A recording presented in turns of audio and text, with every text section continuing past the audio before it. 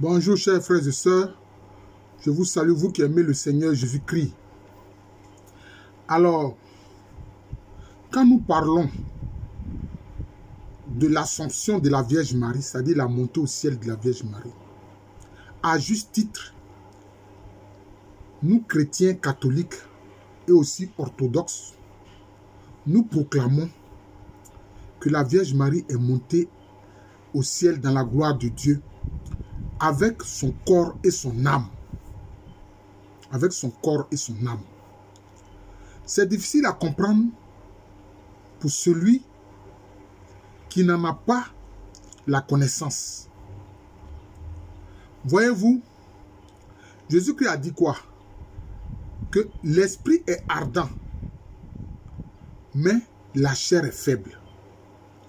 Bon, quand il parle de la chair, en fait, la chair, ça fait référence au corps. Ça fait référence aux faiblesses du corps. Aux faiblesses donc de la matière. Mais en réalité, Einstein explique, quand il dit E égale mc au carré, c'est-à-dire l'énergie égale, je peux dire doublement la matière. En fait, la matière, le corps, c'est une expression matérialisée, densifiée de l'esprit. Vous voyez, c'est comme si l'esprit et le corps sont une même pièce, mais avec deux côtés différenciés. Voilà, je n'ai pas envie de dire différent, mais il dit bien différencié. Il y a la question de l'âme. Et les enseignements de Jésus-Christ, du Seigneur Jésus, nous montrent que non seulement l'être humain, il a un corps, mais il a une âme et il a un esprit. Jésus-Christ a parlé de l'âme. L'âme, c'est ce que notre Seigneur Jésus-Christ a sauvé en nous et pour nous.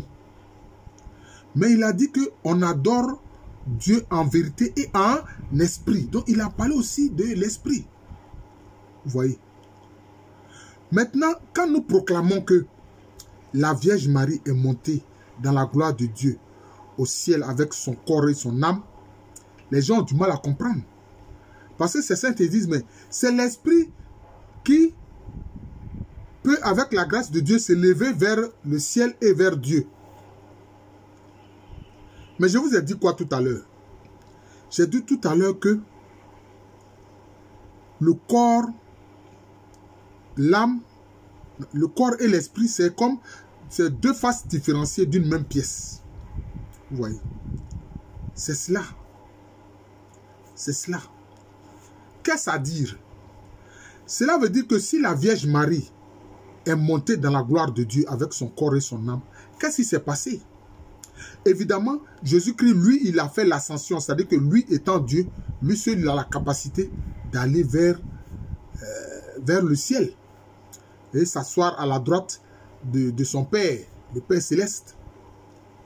Mais dans le cas de la Vierge et dans le cas de la grâce reçue par d'autres personnes également, d'autres saints, le Seigneur a transfiguré non seulement leur âme, mais aussi leur corps.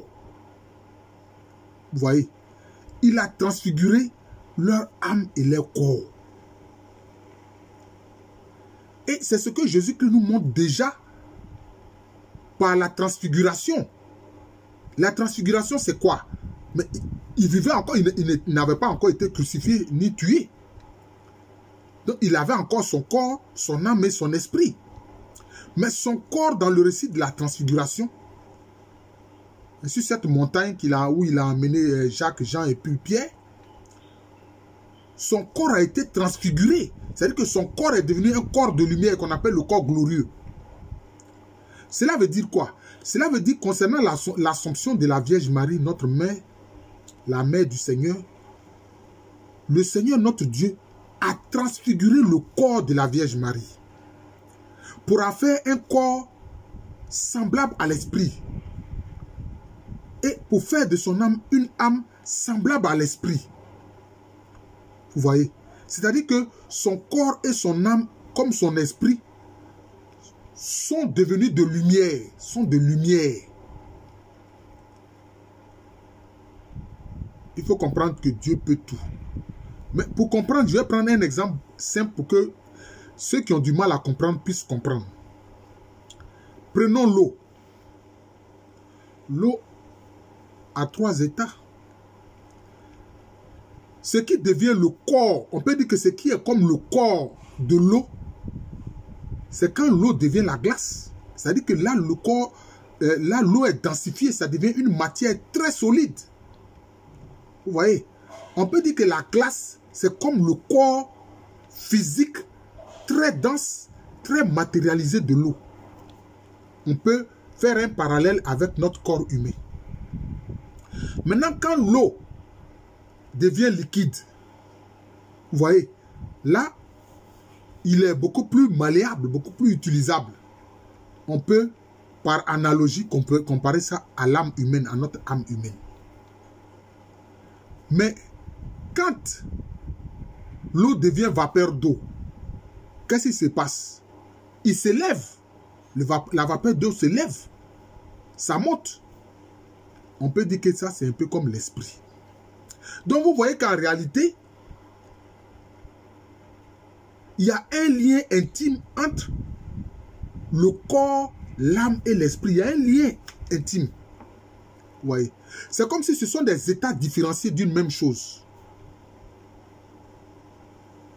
Mais, le Seigneur, notre Dieu, il a la capacité et le pouvoir divin de transfigurer notre corps physique pour en faire corps de gloire qui a la ressemblance de l'esprit. Vous voyez? Donc, c'est pour ça que c'est à juste titre qu'on a appelé le dogme, mais c'est une vérité. Le dogme, c'est une vérité attestée. Que la Vierge Marie est montée dans la gloire de Dieu au ciel avec son âme et son corps. Parce que son corps a été transfiguré, glorifié par Dieu. Son âme a été transfigurée, glorifiée par Dieu. Son âme et son corps sont devenus très lumineux, comme dans le cas de la transfiguration du Seigneur Jésus-Christ. C'est ça. Et c'est pour ça qu'on voit dans ces apparitions, quand les apparitions de la Vierge Marie, est-ce qu'on ne voit pas, on ne la voit pas concrètement? On la voit, on voit son corps concrètement. Tu vois? Comme Bernadette Soubry l'a vu dans le cas de choses, comment on appelle ça, des apparitions de la Vierge dans la grotte de Massabielle, notamment à Lourdes. Comme dans le cas de Notre-Dame de Fatima. Donc c'est comme ça. Vous voyez? Donc s'il plaît à Dieu, même notre pauvre corps là sera transfiguré, deviendra comme un corps de gloire. Ce sera un corps de gloire avec la capacité de l'esprit. Vous voyez, avec la capacité de l'esprit. Donc, chers frères et sœurs, c'est cette grâce que le Seigneur Jésus-Christ nous réserve. C'est cette grâce que dans l'amour du Père Céleste, à cause de l'amour du Père Céleste, c'est à cela que nous sommes appelés. Et c'est à cela que nous sommes appelés à cause de la charité du Saint-Esprit. Le Saint-Esprit va faire cela. À cause de Jésus-Christ qui est mort pour nous et que nous reconnaissons comme étant notre Sauveur et notre Rédempteur. Mais c'est pour ça que Dieu, même notre corps, il ne joue pas avec. Il dit qu'attention, c'est le temple de son Esprit Saint. C'est dans quel but? Vous pensez que si le Saint-Esprit vient habiter dans notre corps, vous pensez que c'est pour jouer? C'est pour travailler même sur notre corps, pour que notre corps soit même à la ressemblance de l'Esprit. Vous voyez, c'est cela. Donc il faut comprendre la montée au ciel de la Vierge Marie avec le corps, avec son corps et son âme. Voilà. C'est ce que j'ai voulu expliquer. Je vous remercie. Je suis le frère Jean de l'amour de Jésus. C'est mon nom spirituel. Et à l'état civil, je suis le professeur Alukwambere. Joyeux dimanche. Je crois que nous sommes dans le mois d'octobre.